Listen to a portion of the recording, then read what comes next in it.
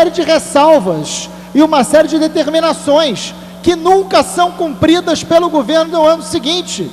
Viu, deputado?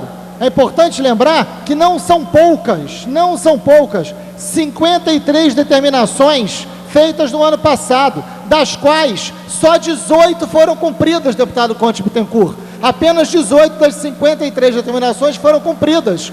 Para esse ano, tem mais 50 determinações com 10 ressalvas. E certamente não serão cumpridas mais uma vez. Os técnicos do Tribunal de Contas têm uma avaliação muito diferente dos conselheiros do Tribunal de Contas, que também têm uma avaliação política.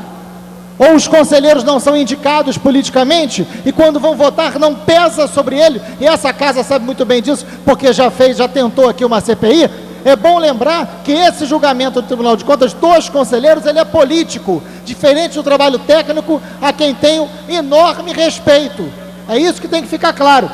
E nesse sentido, deputado, quero dizer que a Lei de Responsabilidade Fiscal determina claramente, só para que eu possa ter o meu raciocínio, eu também ouvi atentamente, o limite prudencial de gastos, o limite prudencial, segundo a Lei de Responsabilidade Fiscal, dos gastos com os servidores, o limite máximo seria de 49%, prudencial seria de 46%, 46%, deputado.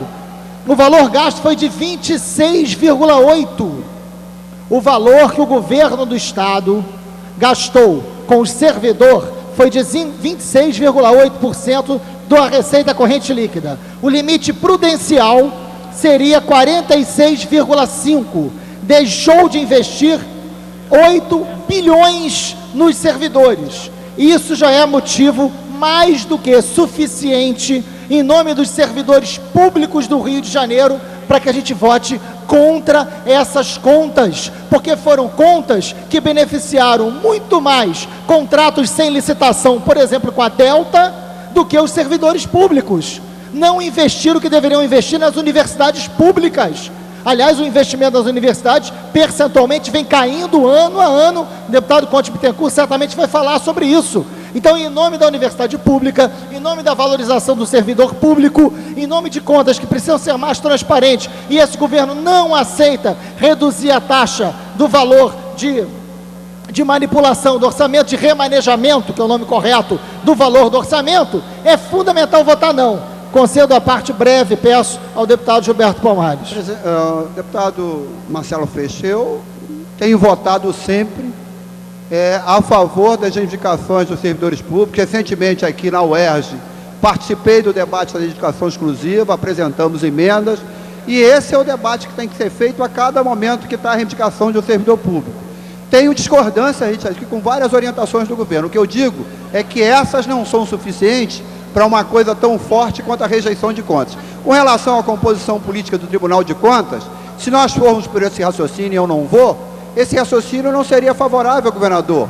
O presidente atual do Tribunal de Contas, Jonas Carvalho, foi indicado na época pelo governador Garotinho, conselheiro Marco Aurélio Alencar foi indicado pelo ex-governador Marcelo Alencar, ser ligado a segmentos que se opõem ao governador Sérgio Cabral. Então, esse raciocínio também não justifica a desaprovação das contas. É uma divergência que temos e certamente seremos cobrados lá fora por isso. Quero dizer que, além da falta de valorização do servidor, além do favorecimento a conselhos, a contratos sem licitações, quero dizer também do endividamento do Estado, deputado, que devia lhe preocupar também.